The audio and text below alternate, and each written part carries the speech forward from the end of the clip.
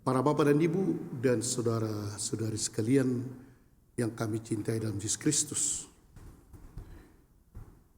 Memang membayar pajak rupanya justru sudah ada lama dalam sejarah manusia.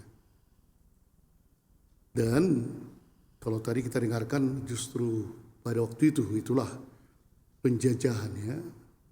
Mereka atau orang Roma pada masa itu menjajah dan mengambil pajak dari rakyat yang dijajahnya, dan itulah yang membiayai kerajaan Roma.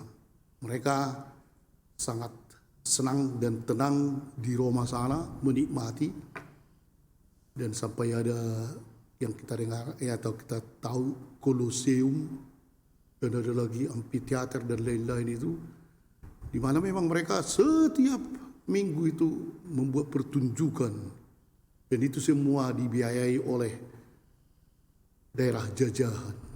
Mereka senang-senang di sana kan. Kali ini para bapak dan ibu dan saudara sekalian, Yesus ditanya ya, rupanya ada pada waktu itu setiap orang, ini bukan pajak untuk pemerintah, tapi pajak untuk bait Allah. Itu dikatakan tadi. Apakah gurumu tidak membayar pajak 2 dirham? Karena pemungut pajak bait Allah itu ya, pemungut pajak bait Allah. Lain si Matius umpamanya, dia pemungut pajak untuk negara. Ini untuk bait Allah. Sebenarnya dalam hal ini ya, kalau mau Yesus istimewa, baiknya itu kan bait Allah, dirinya itu, dan dia malahan yang sering berkhotbah di bait Allah. Karena itu sebenarnya dia tidak layak untuk membayar. Tetapi Yesus mengikuti yang normal atau yang biasa. Dia tidak mau menjadi seorang yang istimewa di tengah masyarakat, walaupun sangat istimewa. Jadi pajak seperti ini rupanya itu yang dikatakan oleh Yesus tadi, supaya kita jangan menjadi batu sandungan kepada masyarakat biasa. Sedangkan masyarakat biasa umpamanya mungkin teman sekampungnya membayar semua 2 dirham. Dan mengapa Yesus tidak? Dan inilah karena itu Yesus tadi mengatakan bayarlah. Dan memang waktu itu sebenarnya tidak ada 2 dirham. Yang ada 4. Kalau 1 logam dia 4 dirham.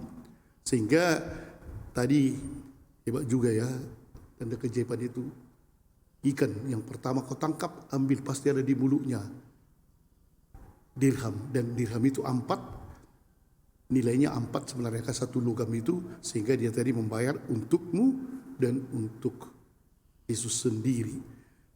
Hal-hal seperti ini sangat sering dibuat oleh Yesus, yang biasa di masyarakat diikutinya.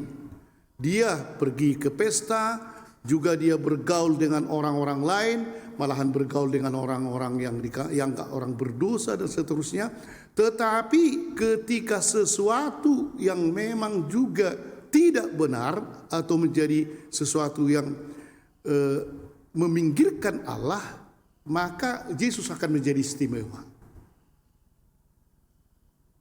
Contoh di tengah masyarakat itu tidak biasa makan tanpa cuci tangan, atau mengambil bulir-bulir gandum waktu hari Sabat, atau menyembuhkan waktu hari. Di tengah masyarakat itu memang tidak biasa. Atau tadi juga bergaul dengan orang-orang pemungut cukai dan entah siapalah itu ya, tidak biasa.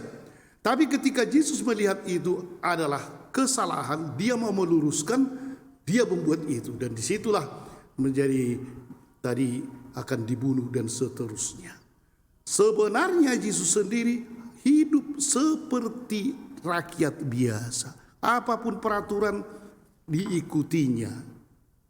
Kecuali kalau peraturan itu akhirnya meminggirkan Allah, itu akan dilawannya. Bapak dan Ibu, sebenarnya kita juga dalam bernegara jangan merasa istimewa. Kalau umpamanya dikatakan tutup gereja, ya tutup. Kita memang pada umumnya menutup ya. Jangan yang kerjago, alah kita istimewa, tak apa-apa, diam-diam kita buat dan seterusnya. Apa yang dibuat pemerintah memang itu juga untuk kebutuhan semua dan kepentingan semua, kita ikuti, kita coba ikuti. Harus ada protokol ini, kita ikuti. Jangan kita merasa istimewa. Tak usah buat itu, kenapa rupanya sehat-sehatnya kita semua. Kadang-kadang ada juga rupanya orang lain yang membuat seperti itu, seakan-akan negara ini di bawah hukumnya. Tidak, kita sebagai orang Katolik tetap mengikuti negara ini dengan benar. Tapi memang ketika berlawanan dengan kehendak Allah atau hak ajasi dan seterusnya, mungkin kita juga harus berani menunjukkan ini tidak benar. Yesus pada hari ini menunjukkannya itu. Hiduplah seperti rakyat biasa. Hiduplah kita di tengah-tengah orang seperti rakyat biasa. Dan selalulah kita ingat apa yang dikatakan oleh Kennedy, ya, bahwa jangan kau minta apa negara atau kau cari negara, apa yang akan dibuat negara padaku, tapi apa yang harus kita buat untuk negara kita.